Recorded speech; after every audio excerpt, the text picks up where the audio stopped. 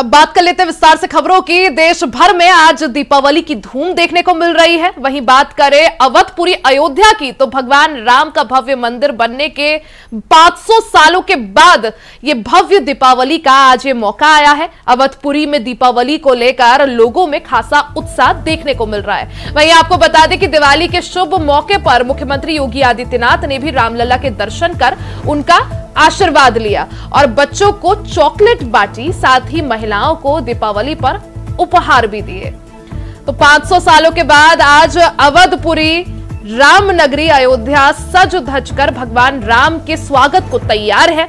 बता दें कि 500 सालों के बाद ये लंबा इंतजार और उसके बाद ये पहली दीपावली है जब भगवान रामलला अपने भव्य और दिव्य मंदिर में विराजमान है। ऐसे में अयोध्या में दीपावली की अनोखी तस्वीरें सामने आ रही है। अद्भुत नजारा देखने को मिल रहा है। आज मुख्यमंत्री योगी आदित्यनाथ ने सुबह हनुमानगढ़ी में दर्शन पूजन किया, साथ ही उसके बाद भगवान रामलला का आशीर्वाद भी लिया और उनसे देशवासियों की खुशहाली की कामना भी की। तो दीपावली की धूम देखने को मिल रही है। देश भर में आज बड़े हर्षोल्लास के साथ दीपावली मनाई जा रही है। दीपावली का पावन पर्व है। इस अवसर पर मैं पूरे प्रदेश वासियों को दीपावली की हृदय से बधाई देता हूं। मर्यादा पुरुषोत्तम प्रभु श्री राम के 14 वर्ष के वनवास के उपरांत अयोध्या धाम त्रेता युग में दीपमालाओं से जगमग हुआ था। हजारों वर्षों के बाद भी यह पर्व पूरे देश का एक उत्सव बन गया है। हर सनातन धर्मावलंबी बड़े विश्वास के साथ, बड़ी श्रद्धा भाव के साथ इस कार्यक्रम के साथ जुड़ा हुआ है। और इस बार की दीपावली तो विशेष है। 500 वर्षों के एक लंबे अंतराल के बाद प्रभु श्री राम अपने स्वयं के धाम में विराजमान हुए हैं। प्रधानमंत्री मोदी जी के करकमलों से 22 जनवरी 2024 को प्रभु श्री रामलला अपने भव्य और दिव्य मंदिर में विराजमान होकर के हमें साक्षात अपना आशीर्वाद बरसा रहे हैं। तो स्वाभाविक रूप से इतने लंबे कालखंड के बाद अयोध्या की दीपावली इस बार विशेष है और अयोध्या के दीपोत्सव और दीपावली के कार्यक्रम के साथ पूरा देश और पूरी दुनिया जुड़ने के लिए उत्सुक है। यह पर्व हमें एक एक दीप के साथ जुड़ करके अंधकार का हो, अज्ञानता का हो, अराजकता का हो, अव्यवस्था का हो,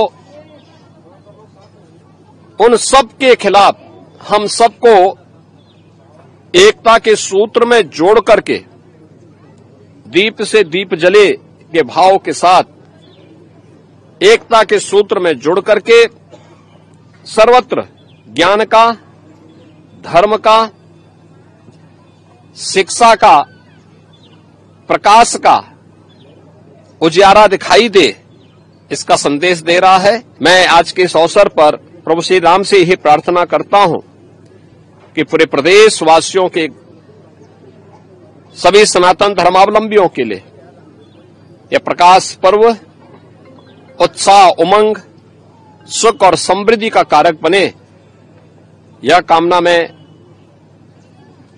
इस अवसर पर करता हूं। ये मेरा सौभाग्य है कि आज अयोध्या में दीपोत्सव के कार्यक्रम के साथ इस अनुसूचित जाति की बस्ती में मुझे दीपावली के मिष्ठान के साथ जुड़ने का अवसर प्राप्त हुआ है। हर व्यक्ति उत्सुक है अपने पर्व और त्योहार के साथ जुड़ने के लिए और पूज्य संतों के साथ इसके उपरांत मेरा उनके साथ मिलन का कार्यक्रम भी है। मैं इस अवसर पर अयोध्या वासियों को, प्रदेश वासियों को और सभी सनातन धर्मावलंबियों को इस पर्व की हृदय से बधाई और मंगल में शुभकामनाएं देता हूं। तो देश भर में दिवाली की धूम है, लेकिन अवधपुरी अयोध्या की बात करें तो वहां कुछ अनोखे नजारे जो हैं देखने को मिल रहे हैं। सीधा रुख कर लेते हैं संवाददाता विनय मिश्रा का। विनय, क्योंकि दीपावली का आज मौका और ऐसे में जो लोग हैं वो अब तैयारियों में जुट गए हैं, आरती की भी तैयारियां हो रही हैं। आरती को लेकर शाम को क्या कुछ मुहूर्त और कितने बजे से जो है आरती शुरू होगी, किस तरह से लोग तैयारियां कर रहे हैं? जी बिल्कुल, मैं आपको यहाँ पर बता दूं कि दीपावली का जो पर्व है वो शाम को 5:45 के करीब में जो है यहाँ पे आरती का कार्यक्रम शुरू होगा। और यहाँ जो राम की पैड़ी है यहाँ पे लाखों ये जो है चलाएंगे और यहाँ पे जो लोग भी है अयोध्यावासी हैं अपने घरों में भी दीपक जला करके भगवान राम के आगमन का स्वागत करने के लिए पूरी तरीके से तैयार है। और तमाम पटाखे की दुकान है और तमाम प्रकार की मिठाइयों की दुकान है, उन दुकानों पे जो भारी भीड़ भी लगी हुई है। और मैं खबरें पढ़ने की बच्चों की आप देख सके यहाँ पे जो भगवान गणेश भगवान की मूर्तियां बिक्री हो रही है, तमाम प्रकार के बाजार में अनेकों प्रकार की अलग अलग दुकानें लगी हुई है। लोग खरीदारी करने के लिए यहाँ पे आ रहे हैं और धीरे धीरे काम भी बढ़ेगी। इस तरीके से यहाँ पे संख्याएं भी बढ़ जाएगी। और यहाँ पे कुछ और लोग भी हैं, उनसे बात करते किस तरीके की तैयारी दीपावली कर रहे हैं नगर में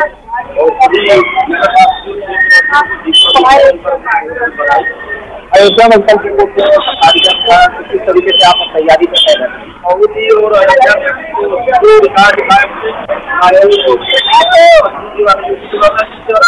पूरा अयोध्या पूरा दुल्हन की तरह सजा हुआ। यहाँ पे जो लोग भी है उनका भी यहाँ पे कहना है कि दीपावली के पर्व को लेकर के तैयारियां यहाँ पे जोरों पे है। और दीपोत्सव के पर्व को लेकर के वहाँ पे 25 लाख दिवस से एक कीर्तिमान स्थापित किया है। और योगी आदित्यनाथ ने भी आज सुबह जो है हनुमान गढ़ी का दर्शन करने के बाद जो है अनुसूचित जाति की बस्ती में भी गए हैं, वहाँ के लोगों से मुलाकात कर रही है। अपने आप में एक अनोखा जो है योगी आदित्यनाथ ने यहाँ पे पेश की दीपावली पर्व में जो लोगों को जो लोग नकार देते हैं वहाँ पे जाकर के जो है उन्होंने मेल मुलाकात की है। और विनय, अब की बार की दीपावली इसलिए भी खास क्योंकि काफी लंबे इंतजार के बाद भव्य जो मंदिर बना है उसमें रामलला विराजे हैं और 14 साल का वनवास आज खत्म हो रहा है। उसके बाद वो अवधपुरी अयोध्या पहुंचेंगे, तो ऐसे में किस तरह से तैयारियां लोगों के बीच, कैसा जोश, कैसा उत्साह? जी बिल्कुल, यहाँ पे जिस तरीके से भगवान राम के मंदिर का इंतजार था कि भगवान रामलला सब मंदिर में अपने विराजमान हुए और 22 जनवरी को भगवान राम की प्रतिष्ठा होती है, उसके बाद यहाँ का नजारा अलग होता है। देश विदेश जो है कल दीपोत्सव ऐसे कार्यक्रम में यहाँ पे शामिल हुए और अपने दीपोत्सव के पर्व को मनाने के लिए जो है अनेकों प्रकार की सजावट से लेकर कर रहे हैं। तो शाम को ये नजारा और भी अच्छा हो जाएगा। बिल्कुल विनय, क्योंकि बीते दिन की तस्वीरें काफी ज्यादा अद्भुत थी, जिस तरह से दीपोत्सव मनाया गया था, लेजर एंड लाइट शो था, साउंड शो था। आज भी क्या सरयू तट के पास ऐसा कुछ कार्यक्रम? तो बिल्कुल मैं आपको बता दूं कि यहाँ पे शाम को 7 बजे के करीब में जो है दीपोत्सव के जो है सरयू नदी पे भी जलाया जाएगा 55 घाट से, तो सभी भी जलाए जाएंगे। और वहाँ पे सरयू आरती का भी कार्यक्रम होगा, राम की पैड़ी में भी जो है दीपक जलाए जाएंगे। तो इस तरीके से आज भी कार्यक्रम होगा, लेजर शो का भी कार्यक्रम होगा। तो आम जनता का जो लेजर शो का कार्यक्रम जो है मौके से नहीं देख सकती है, तो उसको देखने के लिए आज स्थानीय प्रशासन द्वारा पूरी व्यवस्था की गई है। वहाँ पे लोग बिना पास की एंट्री कर सकेंगे। तो ये माना जा रहा है कल से भी ज्यादा भीड़ यहाँ पे राम पैड़ी के शाम को देखने को मिलेगी। तो जब यहाँ पे दीप उत्सव का कार्यक्रम हो जाएगा उसके बाद लोग अपने घरों में भी दीपक जला करके भगवान राम के आने का स्वागत यहाँ पे करेंगे। क्योंकि विनय, जिस तरह से जो अयोध्या के स्थानीय लोग हैं, जो स्थानीय निवासी हैं, वो तो आज बड़े जोर शोर से तैयारियां कर ही रहे हैं। साथ ही कई आसपास के जो राज्य है, चाहे हम हरियाणा की बात कर ले, दिल्ली की बात कर ले, उत्तराखंड की बात कर ले, दूर दूर से लोग जो है आज भगवान रामलला के दर्शन करने और दिवाली का साक्षी बनने यहाँ पहुंचे हैं, अयोध्या का नजारा देखने पहुंचे हैं। तो ऐसे में क्राउड भी काफी ज्यादा हो रहा है, जैसे बाजारों में भी आपने तस्वीरें दिखाई, काफी ज्यादा भीड़ है। क्या कुछ सुरक्षा व्यवस्था के इंतजाम और किस तरह से क्राउड मैनेजमेंट के लिए क्या कुछ इंतजाम? जी बिल्कुल, बता दूं कि सुरक्षा के पूरे पुख्ता इंतजाम यहाँ स्थानीय प्रशासन ने कर रखी है। आज नगर ने यहाँ निर्देशित है कि कोई ये भाड़ वाले इलाके हैं वहाँ पे 4 पहिया वाहनों का जो है एंट्री लगा दिया गया है। सुबह 9 बजे से यहाँ एंट्री लगी है, 2 पहिया वाहन आ रहे हैं, लेकिन शाम के यहाँ 4 से 5 बजे के बीच जो एंट्री लग जाएगी 2 पहिया के वाहन का भी आना यहाँ पुलिस सुनिश्चित होगा, क्योंकि यहाँ पे भीड़ भारी संख्या में लग जाएगी। और ड्रोन के माध्यम से भी जो सुरक्षा के तुरंत पुख्ता इंतजाम किए गए हैं, मॉनिटरिंग हो रही है। किसी तरह के संदिग्ध व्यक्ति है तो उसकी निगरानी भी पुलिस विभाग कर रही है। और तमाम ऐसे पुलिस कर्मी है जो विदाउट वर्दी घूम रहे हैं, महिलाएं पुलिस को यहाँ पे घूम रहे हैं, किसी गाड़ी ना हो, उसके पूरे इंतजाम यहाँ पे पुलिस प्रशासन ने कर रखे हैं। इस तरीके से जो संदिग्धों को निगाह रखी गई है, तो यहाँ पे पूरी व्यवस्था है जो जकड़े हुए हैं। जी बिल्कुल विनय, और हम तस्वीरें भी देख सकते हैं कि किस तरह से आज भीड़ जो है काफी ज्यादा वहां पर देखने को मिल रही है। लेकिन अगर बात करें विनय कि जिस तरह से भगवान प्रभु राम की जन्मभूमि कर्मभूमि अयोध्या सज धज कर उनके जो है स्वागत के लिए तैयार है एकदम। साथ ही जिस तरह से आपने बताया शाम को भी कई तरह के कार्यक्रम है। साथ ही आपसे ये भी जानना चाहेंगे, लोग जो है जो स्थानीय लोग हैं वो कारोबार से क्या खुश है अब की बार जिस तरह से क्योंकि दीपोत्सव था, मुख्यमंत्री योगी आदित्यनाथ की मौजूदगी थी, आज भी उन्होंने हनुमानगढ़ी के दर्शन किए, उसके बाद जिस तरह से प्रभु श्री राम का आशीर्वाद उन्होंने लिया, तो स्थानीय लोगों में दीपावली को लेकर किस तरह से क्या कुछ भावना है? बिल्कुल आपको यहाँ की जो स्थानीय दुकानदार है मंदिर के आसपास दुकानदार है, उन लोगों का कहना है कल तो दुकान प्रशासन के द्वारा बंद कराई गई थी, वजह यह थी कि योगी आदित्यनाथ का प्रोग्राम लगा था, उससे जो भीड़ काफी संख्या बढ़ जाती है। लेकिन आज का दिन जो छोड़ी है उससे जो है ग्राहकों की भीड़ लगी हुई है और देर रात तक यहाँ पे भीड़ लगी रहेगी। तो दुकानदारों में इस तरीके का कहना है कि जिस तरीके से मुनाफा हम लोगों को प्रत्येक साल होता था, उससे ज्यादा मुनाफा इस बार देखने को मिलता है। बहुत लोग आए हैं, थक आए हैं, तो लाखों की संख्या में यहाँ लोग दर्शन कर रहे हैं। तो आज का स्रोत जो है भगवान राम की कृपा से जो है बहुत ज्यादा बना हुआ है। इस तरीके से दीपावली का पर्व आज मनाया जा रहा है, लेकिन हम लोगों की दीपावली जो है व्यापार को देखते हुए प्रतिदिन की मानी जा रही है, तो इससे कोई ज्यादा विशेष फर्क नहीं पड़ा। तो यहाँ के दुकानदार भी जो भगवान के नाम के आदेश जो है काफी खुशहाल अपने समृद्धि से महसूस कर रहे हैं। और साथ ही विनय, क्योंकि जिस तरह से 22 जनवरी को हमने देखा था भव्य और दिव्य मंदिर की प्राण प्रतिष्ठा हुई थी, उसके बाद ये पहला मौका है दीपावली का। ऐसे में राम मंदिर की अगर बात करें किस तरह से उसे सजाया गया है? बिल्कुल, राम मंदिर की बात की जाए तो यहाँ पे जो है लगभग 500 कुंडल ये जो फूल आए थे वो विदेशों से प्रशासन के द्वारा मंगवाया गया था, इसको पूरी तरीके से सजाया गया। बिल्कुल, और यही वजह है कि दूर दूर से अलग अलग राज्यों से जो लोग हैं वो दीपावली के मौके पर प्रभु श्री राम का आशीर्वाद लेने जरूर पहुंच रहे हैं। विनय, बहुत बहुत शुक्रिया जानकारी के लिए, और आपको भी हैप्पी दिवाली।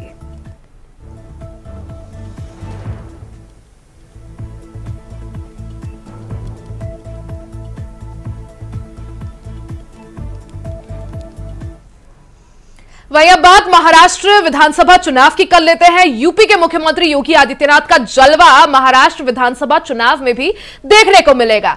सीएम योगी आदित्यनाथ की महाराष्ट्र में 15 चुनावी सभाएं होंगी। हरियाणा चुनाव के बाद अब सीएम योगी को बड़ी जिम्मेदारी महाराष्ट्र की सौंपी गई है। आपको बता दें कि सीएम योगी आदित्यनाथ ने हरियाणा में जहां जहां चुनावी रैलियां की थी वहां बीजेपी को जीत मिली थी। सीएम योगी आदित्यनाथ के इसी स्ट्राइक रेट को देखते हुए अब बीजेपी हाईकमान ने उन्हें महाराष्ट्र चुनाव में प्रचार प्रसार की भी बड़ी जिम्मेदारी सौंप दी है। तो मुख्यमंत्री योगी आदित्यनाथ को एक और बड़ी जिम्मेदारी, महाराष्ट्र चुनाव में भी अब मुख्यमंत्री योगी आदित्यनाथ का भी जलवा देखने को मिलेगा। सीएम योगी आदित्यनाथ महाराष्ट्र में भी कई सभाएं करेंगे। सीधा रुख कर लेते हैं संवाददाता रमन मिश्रा का। रमन, जिस तरह से मुख्यमंत्री योगी आदित्यनाथ की लोकप्रियता दिन ब दिन बढ़ती जा रही है, प्रधानमंत्री नरेंद्र मोदी और गृह मंत्री अमित शाह के बाद अगर किसी का चेहरा जो है सबसे ज्यादा भारतीय जनता पार्टी में तवज्जो रखता है चुनाव के दौरान हमने देखा, तो मुख्यमंत्री योगी आदित्यनाथ, क्या यही वजह कि महाराष्ट्र चुनाव में भी बीजेपी हाईकमान ने 15 सभाएं उनकी लगाई है? रिया, बिल्कुल इस तरीके से मुख्यमंत्री योगी आदित्यनाथ हिंदू के पोस्टर बॉय बन चुकी है। पूरे देश में योगी आदित्यनाथ की प्रबल डिमांड है। प्रधानमंत्री नरेंद्र मोदी और गृहमंत्री के साथ के बाद आजकल में अगर किसी का नाम लिया जाता है तो मुख्यमंत्री योगी आदित्यनाथ का लिया जाता है। आपको बता दें कि योगी आदित्यनाथ जब भी किसी राज्य में चुनाव होता है तो भाजपा उनको अच्छे से कैच करती है, उनकी स्ट्राइक रेट है योगी आदित्यनाथ का बहुत सफल रहा है। हाल ही में अभी जो चुनाव हुए जम्मू कश्मीर में 4 रैलियां की थी योगी आदित्यनाथ, तो हरियाणा में 13 रैलियां की थी। जम्मू में 4 में से 3 सीटों पर भारतीय जनता पार्टी का दूसरा, हरियाणा में 13 में से 9 सीटों पर भारतीय जनता पार्टी ने जीत हासिल करी, जिसके बाद से योगी आदित्यनाथ का जो वर्चस्व था वो और बढ़ गया है। इसके साथ ही आपको बता दें कि योगी आदित्यनाथ का जो नारा था हरियाणा चुनाव में कि कटेंगे तो कटेंगे, इस नारे को भारतीय जनता पार्टी पूरे देश में लागू कर रही है। और पूरे देश में इसे मुख्य एजेंडा बिल्कुल, क्योंकि जिस तरह से हमने देखा था यूपी में लोकसभा चुनाव के दौरान की जो वोट बैंक था बीजेपी का वो बढ़ गया था, जातियों में बढ़ गया था और उसका कहीं ना कहीं सीधा फायदा समाजवादी पार्टी या विपक्ष को देखने को मिला।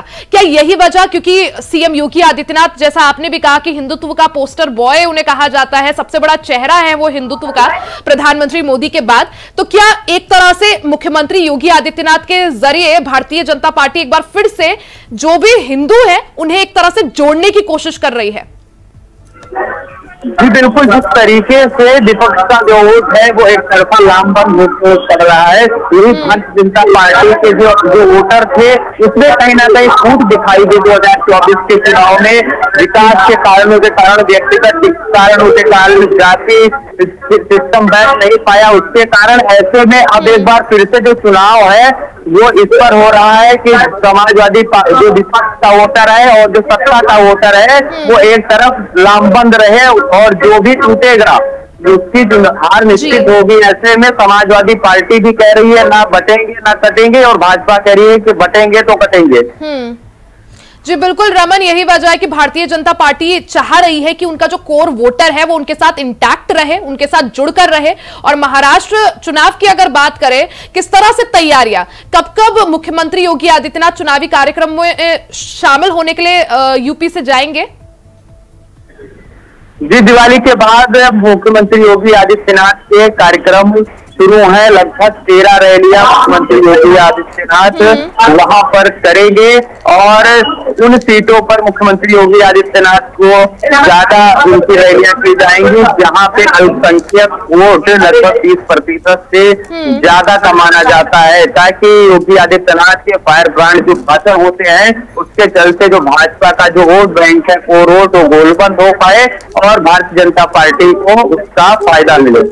और रमन, हर चुनाव में हमने देखा है मुख्यमंत्री योगी आदित्यनाथ कुछ नया दमदार नारा लेकर आते हैं, जैसे चाहे इससे पहले माफियाओं को मिट्टी में मिलाने वाली बात हो या फिर बटेंगे तो कटेंगे वाली बात हो। अब की बार क्या महाराष्ट्र चुनाव में फिर से कोई नया स्लोगन देखने को मिल सकता है, बड़ा संदेश देते हुए? स्लोगन तो तय हो गया है पहले से, क्योंकि जो हरियाणा में बटेंगे तो कटेंगे के बाद में जिस तरीके से भारतीय जनता पार्टी ने वहां पे सारी बाजी को पलट दिया, ऐसे में अब उत्तर प्रदेश का उपचुनाव हो या तो महाराष्ट्र का चुनाव हो, हर या झारखंड का चुनाव हो, हर जगह पे अब ये नारा गूंज रहा है, बैनर पोस्टर लग रहे हैं, अपने अपने तरीके से नेता इसे जगह जगह पर इस्तेमाल कर रहे हैं। यानी ये तय हो गया है कि जो यही नारा है जो इस चुनाव में गूंजने वाला है। क्योंकि रमन, जिस तरह से यूपी में भी उपचुनाव है 9 सीटों पर, उनकी भी जिम्मेदारी जो है पूरी तरह से मुख्यमंत्री योगी आदित्यनाथ के कंधों पर है। महाराष्ट्र में भी उन्हें समय देना है, 15 के करीब उनकी जो सभाएं हैं उनके कार्यक्रम तय हैं, झारखंड में भी उन्हें समय देना है, तो किस तरह से हर चीज मैनेज की जाएगी? बीजेपी की क्या कुछ तैयारियां? बिल्कुल पहले से ही वो समय क्लियर है, जिस तरीके से भारतीय जनता पार्टी एक अनुशासनिक और अच्छा संगठन चलाने वाला पार्टी मानी जाती है कि किसे कब इस्तेमाल करना है, किसकी कहां पे जरूरत है। ऐसे में जिन सीटों पर योगी आदित्यनाथ की महाराष्ट्र में जरूरत होगी उन सीटों पर वहां प्रचार करेंगे, और जिन सीटों पर योगी आदित्यनाथ के प्रचार करने से झारखंड में भाजपा को फायदा होगा उन सीटों पर भी उनकी ड्यूटी लगाई जाएगी। और योगी आदित्यनाथ जो कि दूसरे प्रदेशों में जिनकी डिमांड बहुत ज्यादा है, ऐसे में योगी आदित्यनाथ के जाने से कहीं ना कहीं भाजपा के खाते में सीट लगभग तय हो जाती है। बिल्कुल, यानी बाकी प्रदेशों में भी बीजेपी को ताकत देने के लिए मुख्यमंत्री योगी आदित्यनाथ का जलवा महाराष्ट्र और झारखंड में भी देखने को मिलेगा। हालांकि सीएम योगी आदित्यनाथ की कई सभाएं दोनों प्रदेशों में होने वाली है। कितना फायदा भारतीय जनता पार्टी को हो पाता है, कितना स्ट्राइक रेट रहता है, वो देखना बेहद खास होगा। रमन, बहुत बहुत शुक्रिया जानकारी के लिए। और इसी के साथ इस बुलेटिन में फिलहाल के लिए सिर्फ इतना ही। खबरों का सिलसिला जारी रहेगा, बने रहे हमारे साथ।